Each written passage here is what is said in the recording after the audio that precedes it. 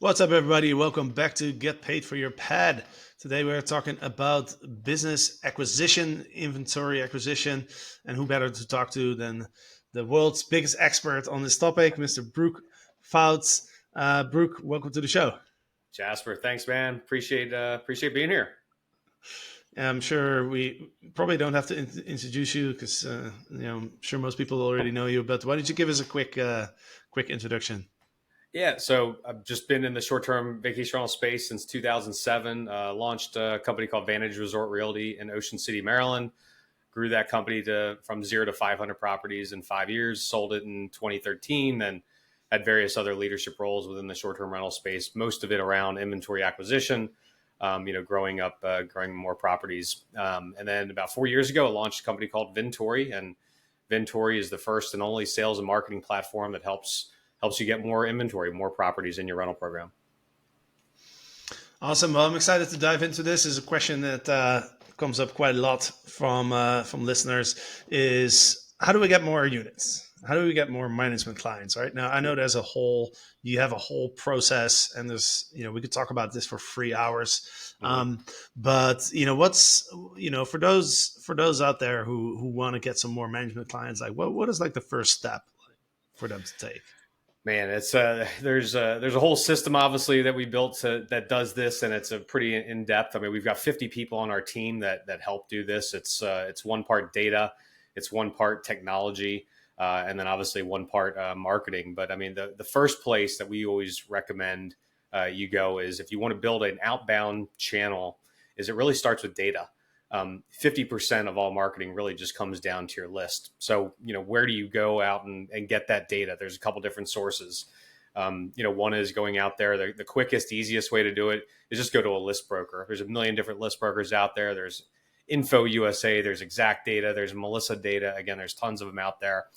Just Google it. But a couple things you want to look for when you are getting the data is you're looking for absentee records. Typically, absentee owner records are where the property address and the owner's address are different, which is usually a good indicator of a real estate investor. And then the second thing you want to look for when you kind of look at some of these list brokers is make sure they have the ability to do appending services, or you find another third-party service that can do those appending services. And what that means is you can give them their property address, their mailing address where they live and where they reside, and then they can do kind of a reverse append to get their emails and phones and contact information. So that's really the baseline right there. I mean, there's tons of other places you can go to get data. You can scrape the OTAs. You can scrape Airbnb, Vrbo, Booking.com. You can scrape your competitors. You can scrape your competitors that were just purchased by some of these large venture-backed companies. But you can get vacation rental permit data, which is another great source. But typically the quickest, easiest, best place to start is just go out there and get a list broker to get some data and kind of identify your ICP, your ideal customer profile. When you say data, like what kind of data can you get from these lists? Yeah, I mean, it depends on the specific city, but I mean, sometimes you can get pretty amazing data. Like if you start just from a list broker, you can get house value, you can get if it has a pool, you can get square footage, you get how many bedrooms, how many bathrooms, and that's typically the basics. But when you start, getting into some more additional information, so if you go out there and get a vacation rental permit list, so if your city, county, or township requires a vacation rental permit, there's a list out there that you can get. And if they push back, just mention these 4 words: Freedom of Information Act, and they are required to give you that list. So sometimes it's really easy. Sometimes you can go and download it straight from their website. Sometimes you got to go down to the county courthouse and brown the little old lady behind the counter with brownies and cookies. And maybe if she's lucky, she'll give it to you on a CD-ROM or something like that. But you can go out there and get some of these lists, and then you overlay it. Some of those data lists, you can get some additional features.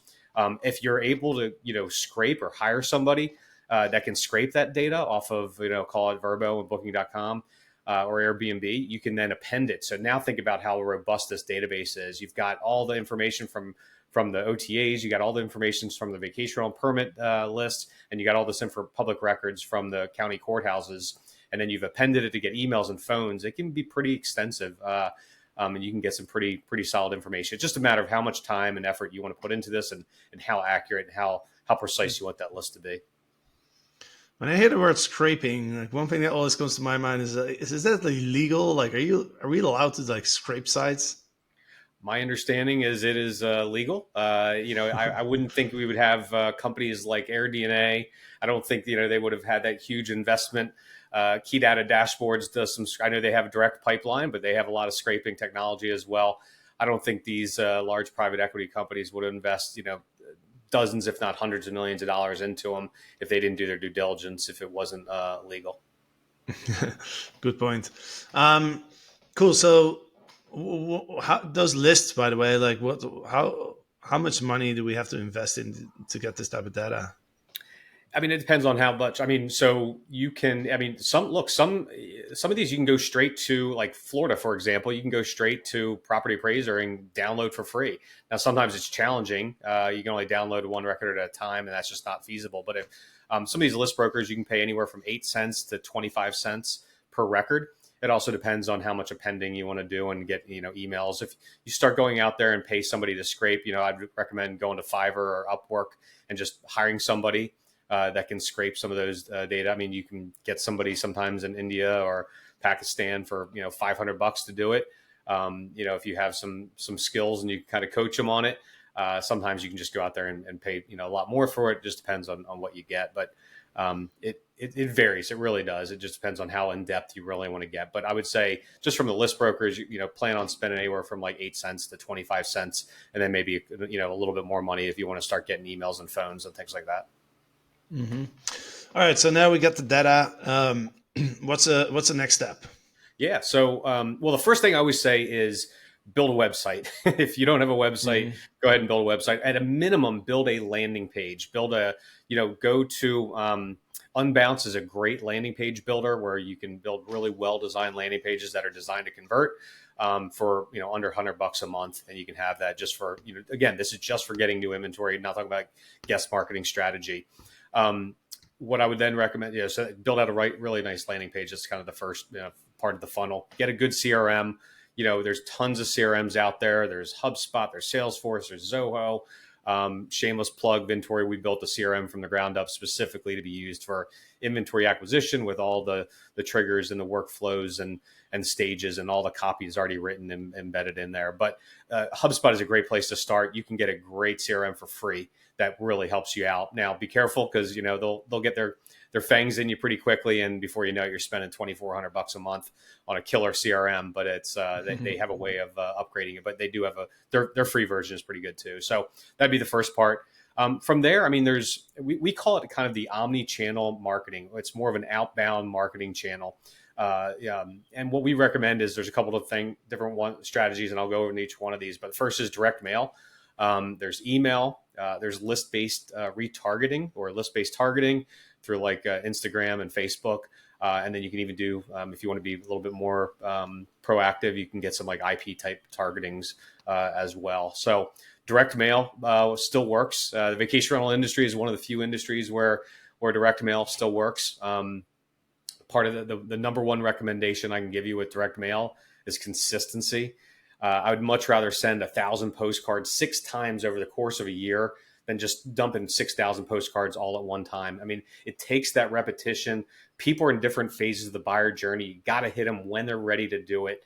I've heard it sometimes takes 7 to 10 times of being in front of somebody before they actually recognize your logo and recognize your name and things like that. So definitely recommend doing direct mail multiple times, multiple touch points. Very often when we pitch people on we kind of go through our strategy. We talk about how direct mail is a big part of the strategy, the omni-channel. They say, oh, I tried it once. I sent a direct mail piece out. I didn't get one call. Well, you got to be consistent with it. You got to continue to do it. Another one is email. Email actually works. I mean, this is a fantastic one, but we're not talking about, constant contact or MailChimp type of, pretty emails. It's very simple, ask for a very light lift. If the longer your email is, the worse the response is going to be. Very, very short. Ask them for something. Just, hey, we've identified your property. We think it'd be a great property in our management program. Would it be okay if I sent you a rental projection? Something as simple as that, believe it or not. And it's just, you're asking for those little lifts.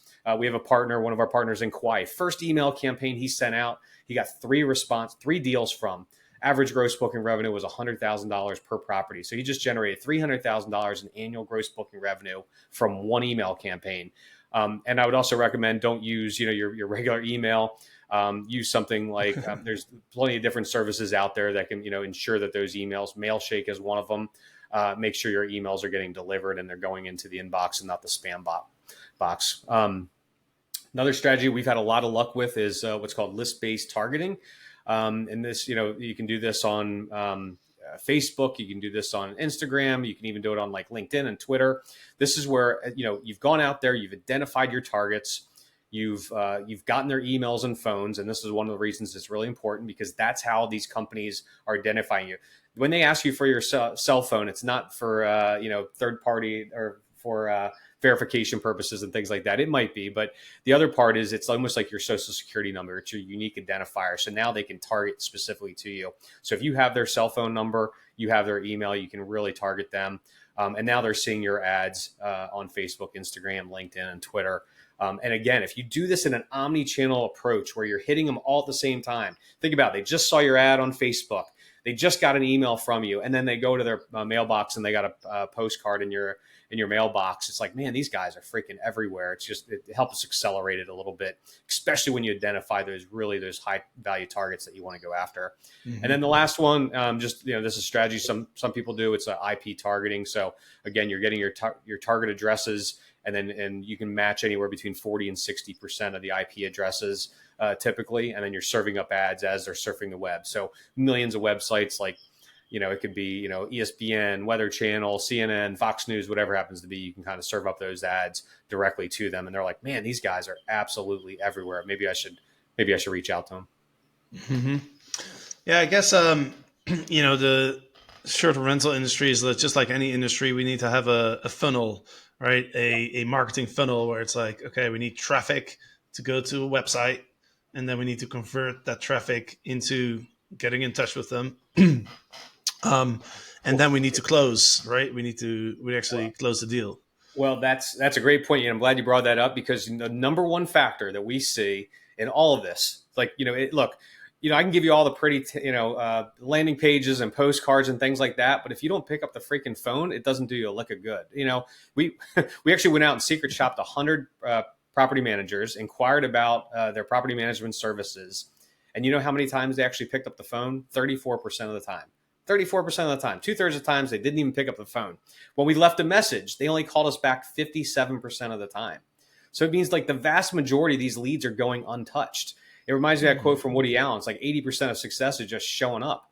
It's like, it blows my mind. You'll go out there and you'll secret shop these companies and they don't even reach out to you. And so it's like, even if you just respond in a quick, timely manner, you have a much better opportunity of doing it. I think there was and I'm going to massacre the stats here, see if I remember this off the top of my head. There was a guy named Mark Roberge. Mark Roberge was the former chief revenue officer at HubSpot. He was like employee number 3 there. He said, if you connect with a lead immediately or within 10 minutes, you are 10 times more likely to close it than waiting just 1 hour. And you're like 10,000 times more likely to close it if you wait 1 day. So speed and responsiveness, in the end, is probably the number one factor in closing these things. So respond quickly, or make sure you minimum have some kind of marketing automation software like HubSpot has, or even the Vintory platform has, that can respond to these leads really, really quickly. It's kind of funny because we're in hospitality and everybody knows if you get an inquiry for a booking, everybody knows the faster you respond, the better the chance of locking down the booking, right? And I feel like most hosts are really good at that. You know what I'm saying? Like, I'm sure, like, if you send a booking inquiry to all those people that you secret shop, they'll probably get back to you on the booking way faster. But not on the owner. Yeah, it's almost like the owner acquisition becomes like it's an afterthought. Like, whenever I see so many of these companies build these beautiful websites, and it's all geared for the guest, which is great. You need to do that. But the owner side, getting new properties in your program is an afterthought. And it shouldn't be, because really that's the most important lever that you can pull out of all the levers out there. Getting new inventory is the ultimate lever. I mean, I'm going to offend some people on the guest marketing side, but getting guests in my mind is easy. Getting the owners is the hard part. If you get the owners, you'll ultimately get the guest. And that's where, that again, that's the most impactful lever you can pull. Right. So let's move in further into the funnel, right? So we're getting people to our website. Let's talk a little bit about conversion, right? Mm-hmm. So somebody lands on the website. How do we get that person to take action and fill out our contact form or get in touch with us somehow? Yeah. Well, I mean, the first thing is having a really well designed landing page. So we actually have published, and if anybody emails me, Brooke@Vintori.com, happy to share it with you. It's the 7 key messaging building blocks, and it's an interactive worksheet that helps you kind of build out what those are. But these are the 7 key messaging building blocks need to be in all your marketing for new owners. The first thing is USP. What's your unique selling proposition? What is the one thing that sets you apart, that makes you unique, that nobody else can say? Well, let me back up. Even before I get there, a lot of it comes down to imagery. You got to have really good images out of the gates. That is your brand. This is your virtual store. Make sure you're kind of highlighting your properties and yourself really, really well. So first up is, again, from the 7 key messaging building blocks, is that USP, unique selling proposition. Then we talk about features and benefits. What are the key features and benefits that make up your rental program? Here's a key point, though. You might be doing things that everybody else is doing, for example, revenue management, but if nobody else is highlighting it, and you highlight it, you're the star. So highlight it, highlight that feature, highlight the benefit and how it benefits them. Big fan of trust icons. Trust icons would be, if you're an Airbnb superhost, put it on there.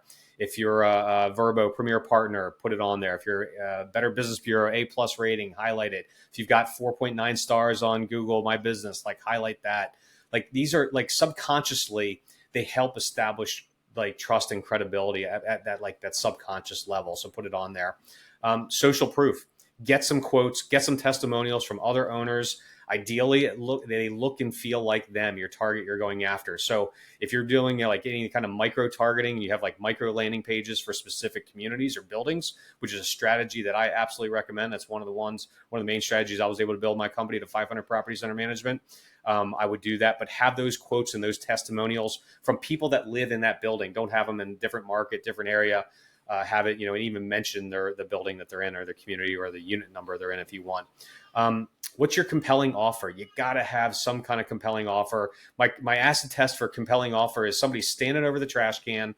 You just sent out a direct mail piece and they're reading your postcard, and they're just, what's going to make them set it aside and not drop it in the trash can? So what is it? Or if they're going back to your example from before, they're on the web page, they're going through it, and they look at you're just flipping through it real quick. What's makes them stop, and they want to fill out that form, which is a great segue into the next one, CTA, call to action. Every marketing piece you need to has to have some kind of call to action. It could be text, it could be fill out this form, it could be call this number. Make it super simple. Lead them exactly to what you want them to do on that CTA. And then the last but not least is risk reversals. Infomercials are, famous for doing this. Make it so simple where they're like an idiot not to sign up, or at least just kind of reach out. No startup fees. I hear of all these companies that have crazy onboarding fees, and they make the onboarding process super complicated. They lock them into long-term contracts. I go the antithesis of that. Go the opposite way. Make it reduce friction in the buying process. Make no contracts. Make it no sign-up fees. Even give them some kind of satisfaction guarantee. Evolve actually did this, where you can actually sign up with Evolve. This is probably a great example of a risk reversal. You can sign up with Evolve and you can cancel, and you can get 100% of your money back. It's what a great risk reversal when you hear it that way. You're like, what do I have to lose? Now, if you read the fine print, it gets a little different. It's you got to cancel between month 6 and 7, and you got to do all these other, you got to jump through all these other hoops. But the risk reversal sure sounds good on their landing page for sure. One thing that comes to my mind is, when you talk about call to action, we can drive people to a website, and one thing that I think is really important is understanding what's that person that lands on our page looking for. Yeah. What's their need? What's the one thing that would, get their attention, right? And making sure that one thing is in their face above the fold, like that's the first Yep. thing that they see in your website, right? And Yep. I don't know, from what I've seen from most websites, from the people that in our masterminds, our student groups, is find out how much your property could make on Airbnb. That seems to be like a very Yep. strong versus like, get this report or contact us. What are your thoughts on that? If I thought you were going to ask me that, and that's exactly what I was going to say. Rental projections is what people really want. That's really what they care about, is how much is my property going to earn. So even that's part of the call to action. Don't just say, inquire, click here. Like, learn how much your property will earn, in the call to action. Give it, make it some kind of action.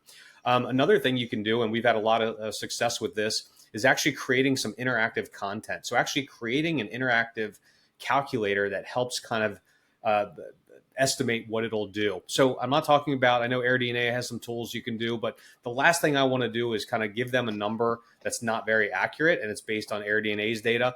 And I've done some estimates. I mean, if I've seen some of the AirDNA's tools out there, and I love AirDNA. Don't get me, I don't want to give them a bad name, but obviously they do a great job. But I've plugged my property in there, and it's nowhere close to what I'm doing. So if I were to see that on a landing page, and they said that my property will only do 40,000, but yet I'm doing 80,000, I'm probably going to go to the next company. So we actually build out for a lot of our partners. We build out these interactive calculators, and these are using your data, your information that you can enter in based on the information you have about the market.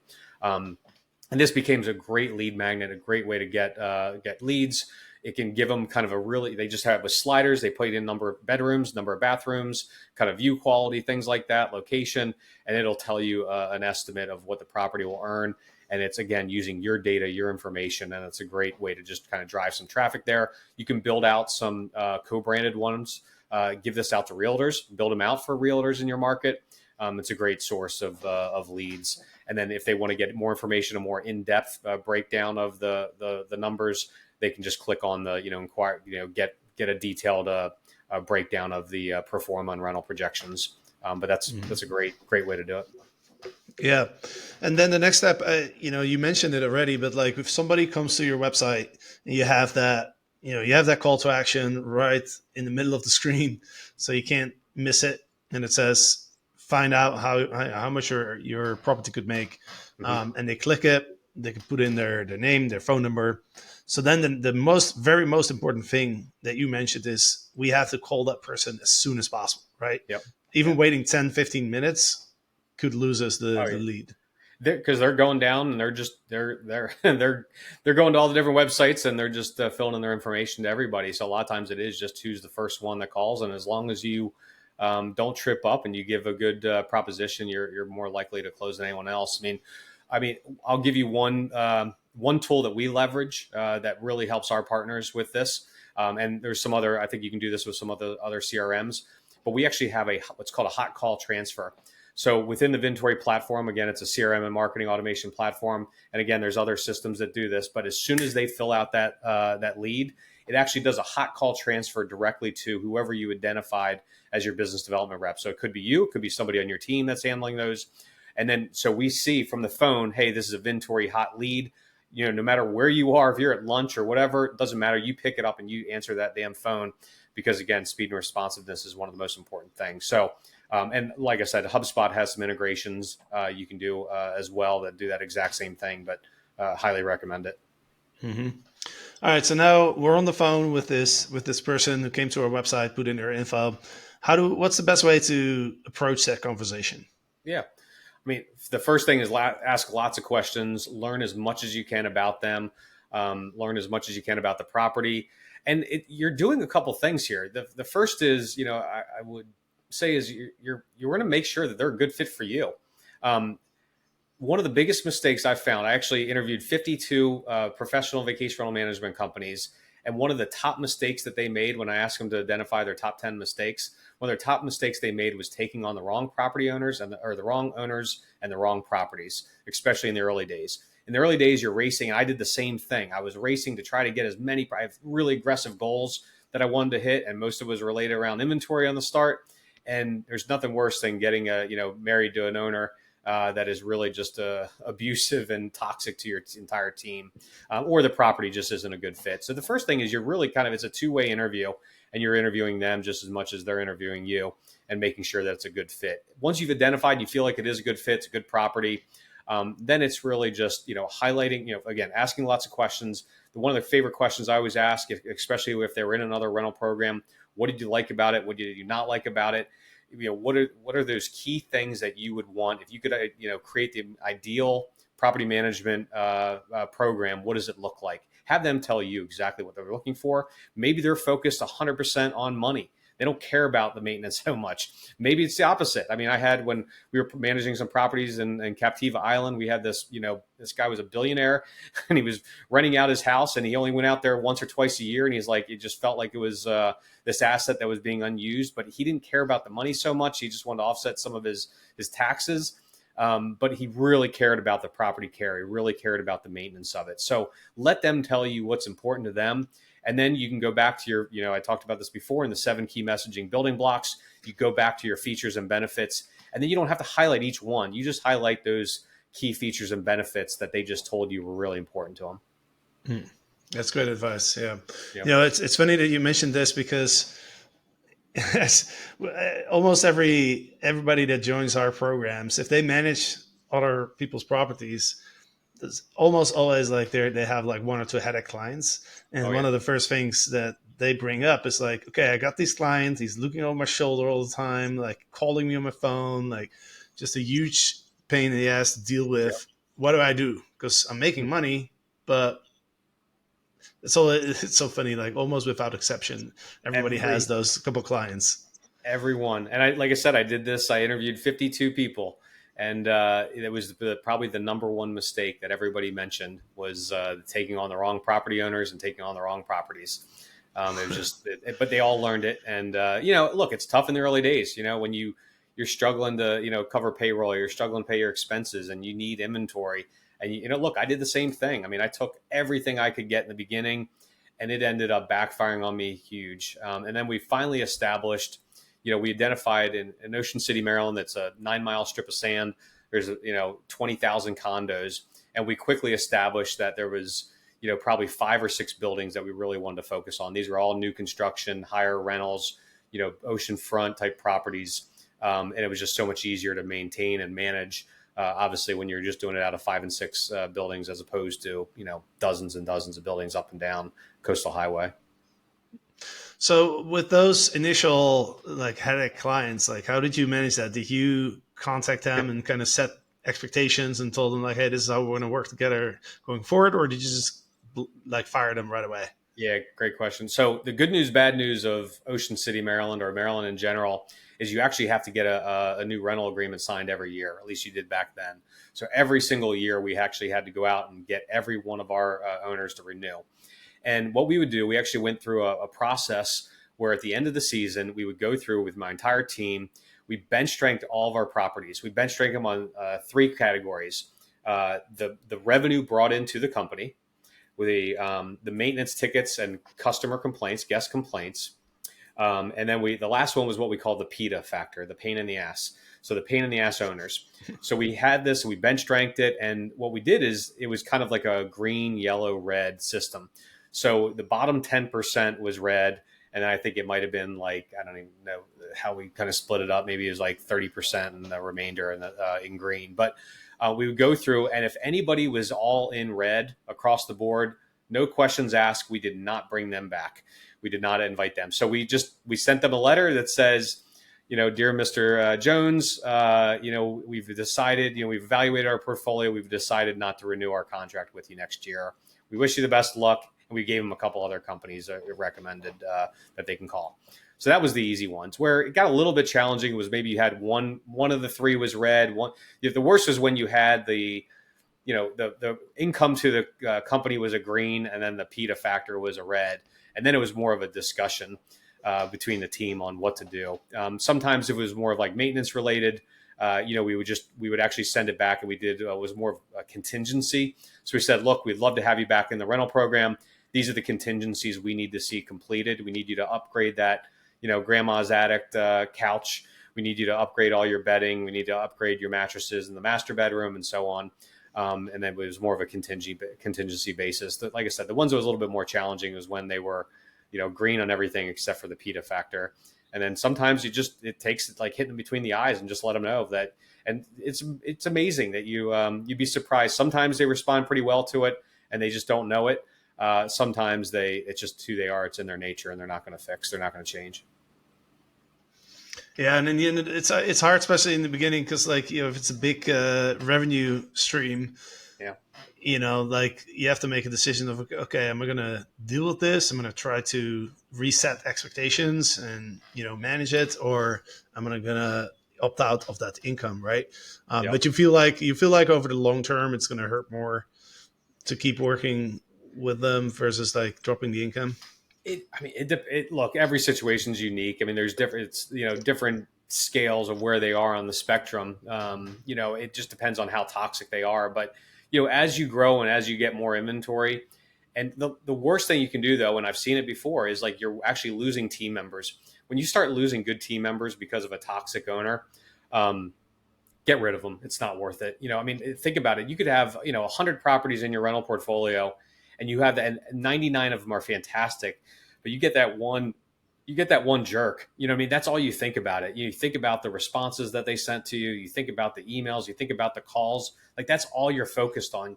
And again, it just depends on where you are in your business. But I say it's not worth it. But it's easy for me to say when I made the same mistake too. Right. I feel like everybody makes that mistake. Yeah. Just to kind of wrap this up, you mentioned you interviewed 52 managers and asked them the top 10 mistakes, right? The number one mistake was onboarding the wrong clients. Like what is the next one, the number 2 and number 3? So this was kind of a cool series. It happened kind of haphazardly. I read some, something on LinkedIn in like SaaS where they're talking about somebody to establish their top 10 mistakes. So I was like, that's pretty cool. So I texted it to like 4 of my buddies that own vacation rental management companies. And I said, hey, what are your top 10 mistakes? And each one of them actually responded. I was like, all right, this is pretty cool. This is great content. So I actually pushed it out on LinkedIn and it ended up becoming like an entire series. So for 52 days straight, I shared the top 10 mistakes that each one of these professional vacation rental managers made. And then what I realized was, I went to a conference and somebody came to me and said, Brooke, this is the most incredible material I've ever seen. I'm actually printing every one of these out and I'm creating my own book. And I was like, man, I think I got something here. And I just had many people come up to me and say this. So actually, I'm turning all this great content into a book. And it's going to be released here later on in the summer. But so long-winded answer to get to your question. So I'll just talk about like in the top 10 in general. So the first one, again, was taking on the wrong owners and the wrong inventory.